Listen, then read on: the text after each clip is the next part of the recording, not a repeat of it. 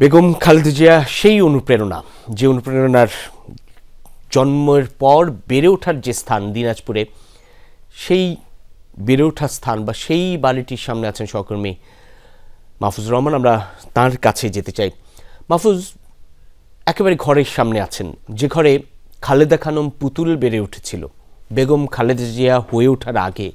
সেই খালেদা খানম পুতুলের সেই বেড়ে ওঠার বাড়ি কিংবা সেই জনপদ, প্রতিবেশী, স্বজন, নেতাকর্মী, স্থানীয়রা কি বলছেন আসলে আজকের দিনে? তাদের শোক নিশ্চয়ই অন্য সবার চেয়ে একটু অন্যরকম, আলাদা, একটু জানাবেন। রবিন, আমি এখন দাঁড়িয়ে আছি দিনাজপুরের বালুবাড়ি এলাকায়। বালুবাড়ি মোড় যেটাকে বলি আমরা, শহীদ মিনার মোড়। এই মোড়টির আরেকটি পরিচয় হচ্ছে এটা বেগম খালেদা জিয়ার বাসস্থানের এরিয়া বা এলাকা। আমরা যেখানে দাঁড়িয়ে আছি এটা এই বালুবাড়ি শহীদ মিনার। আমরা একটু যমুনা টেলিভিশনের দর্শকদেরকে দেখাতে চাই যে যেই বাড়িতে বেগম খালেদা জিয়া অর্থাৎ খালেদা খানম বা পুতুল, আসলে সকলে তাকে পুতুল আপা বলেই জানেন, আমরা এই পুতুল আপার বাড়ির সামনেই এখন দাঁড়িয়ে আছি। আমরা পুতুল আপার বাড়িতে যমুনার দর্শকদেরকে নিয়ে যেতে চাই। আমরা এই যে পুতুল আপার বাড়িতেই আসলে ঢুকছি। আপনাকে একটু দেখাতে চাই যে এই পুতুল আপার বাড়িটি, যদিও এখানটা কেউ থাকে না, এই কারণেই নিচের তালাটি একটি ডায়াগনস্টিক সেন্টার রয়েছে। আমরা আমাদের ক্যামেরা পার্সনকে অনুরোধ করছি যে উপরে যে পুতুল আপার যে বাড়ি, এটা যে ওনার বাবার বাড়ি এবং মায়ের বাড়ি, অর্থাৎ তৈয়বা মজুমদার। তৈয়বা মজুমদার ছিলেন ওনার মা এবং ইস্কেন্দার মজুমদার ছিলেন ওনার বাবা। এই তৈয়বা ভিলা যেটা দেখানো হচ্ছে, তৈয়বা ভিলা, এই বাড়িটি হচ্ছে মূলত আমাদের পুতুল আপা অর্থাৎ বেগম খালেদা জিয়ার বাড়ি। আমরা এই বাড়ির উপরে দোতলাটি কিন্তু এখনো ফাঁকা রয়েছে। এই বাড়িটিতে দোতলাটি ফাঁকা রয়েছে, একজন কেয়ারটেকার শুধু থাকে। এই বাড়িতেই তাদের আত্মীয় স্বজন এবং খালেদা জিয়া যখন আসেন তখন ইয়ে করা হয়। আমরা একটু কথা বলতে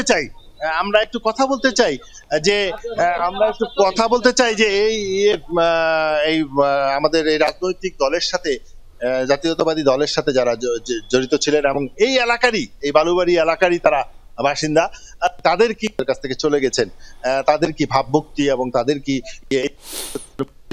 শুনতে চাচ্ছি। আচ্ছা, আমাদের দিনাজপুরের মেয়ে, দিনাজপুরের কন্যা, এই বাড়িতেই উনি বড় হয়েছেন। এই যে উনি আজকে মারা গেছেন, এই ব্যাপারে আপনাদের কি আছে? বিসমিল্লাহির রহমানির রহিম। দেশনেত্রী বেগম খালেদা জিয়া, গণতন্ত্রের মা, আজকে সকাল 6টায় ইন্তেকাল করেছেন। এই খবরটি পাওয়ার পরেই আমরা প্রতিবেশী বিএনপির কর্মী হিসাবে তারা সবাই তার এই বাসায় পর্যায়ক্রমে আসছে। আমরা অত্যন্ত ভারাক্রান্ত হৃদয় নিয়ে এখানে অবস্থান করছি এবং আমরা খুবই মর্মাহত। আমাদের গণতন্ত্রের মা আমাদের আশীর্বাদ হয়ে মাথার উপরে ছিলেন, আমাদের ভালো মন্দ দেখবার জন্য আছে। আজ তিনি নেই, আমরা অভিভাবকহীন হলাম। আমরা মনে করি গোটা জাতি একজন অভিভাবক হারালো। আমরা প্রতিবেশী, আমরা তার কাছ থেকে কিছুটা শুনতে চাই। আমাদের আজকে বলার মতো কোন রকমই অবস্থা নেই, তারপরেও আমাদের বলতে হবে ওনার সাথে আমাদের ছিল। আমরা উনি এত ব্যস্ততার মাঝেও দিনাজপুরে আমরা ওনাকে এই বাসায়, যেহেতু ওনার মা ছিলেন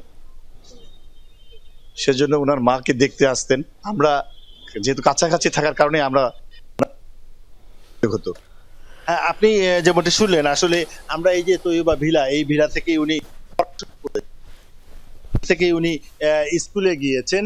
এই ভিলা থেকেই এই বাড়িটি, যে দোতলা বাড়িটি, আমরা ক্যামেরা পার্সন আমরা দেখছিলাম সেই তৈয়বা ভবন, ইস্কান্দার মির্জা এবং তৈয়বা মজুমদারের দম্পতির যে বাড়িটি আসলে দিনাজপুরে, সেই ভবনটি দেখছিলাম, যেই ভবনে খালেদা খানম পুতুল বড় হয়েছেন, বোনদের সঙ্গে, ভাইদের সঙ্গে বেড়ে উঠেছেন, ঠিক সেই ভবনটি দেখছিলাম। কিন্তু তার আদি ভিটে যদি বলি বা জন্মস্থান যদি বলি, সেটি ফেনীতে, যে ফেনী থেকে বিএনপি চেয়ারপারসন বেগম খালেদা জিয়া ত্রয়োদশ সংসদ নির্বাচন প্রতিদ্বন্দ্বিতার ঘোষণা দিয়েছিলেন। এবং এই দিনাজপুর থেকে ঘোষণা দিয়েছিলেন এবং তার শ্বশুর বাড়ি সেই বগুড়া থেকেও নির্বাচন করার কথা রয়েছে। তৈয়বা ভবনে এখন কোরআন খতম হচ্ছে। নিশ্চয়ই দেখতে পাচ্ছেন খালেদা জিয়ার মৃত্যুর পর আসতে শুরু করার কারণেই এখানে সেভাবেই ব্যবস্থা নেওয়া হচ্ছে অতিথিদেরকে রাখার জন্য বা এই শোকার্ত মানুষদেরকে এখানে রাখার জন্য ব্যবস্থা নেওয়া হচ্ছে বা বসানোর জন্য ব্যবস্থা নেওয়া হচ্ছে।